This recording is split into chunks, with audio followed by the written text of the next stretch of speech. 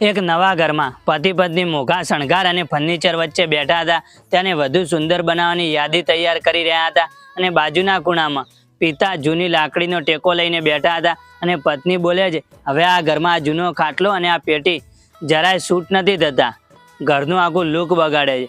અને પતિ પણ પત્નીને હામાં હા મેળવી દે છે અને પિતા આ બધું સાંભળી રહ્યા હોય છે અને આંખોમાં જળજળિયા અને ચહેરા પર એક સ્મિત.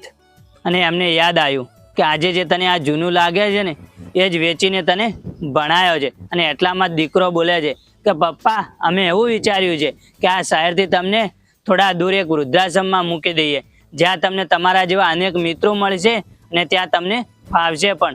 પિતા પણ બોલે છે, ભલે બેટા, તારી ખુશીમાં જ મારી ખુશી છે. અને 5 વર્ષનો દીકરો રમતો રમતો ત્યાં પહોંચે છે અને બોલે છે, પપ્પા, એ આશ્રમનું સરનામું તમે સાચવીને રાખજો, કેમ કે હું મોટો થઈશ ને ત્યારે હું પણ તમને ત્યાં મૂકવા આવીશ. અને ત્યારે જ પતિ પત્નીના પગ જમીનથી સરકી ગયા અને એમની ભૂલનો અહેસાસ એક પળમાં જ તેમને થઈ ગયો. અને આજે તમે તમારા માતા પિતા સાથે જેવું વર્તન કરશો ને, કાલે તમારું સંતાન એનાથી પણ વધારે વર્તન તમારી સાથે કરશે.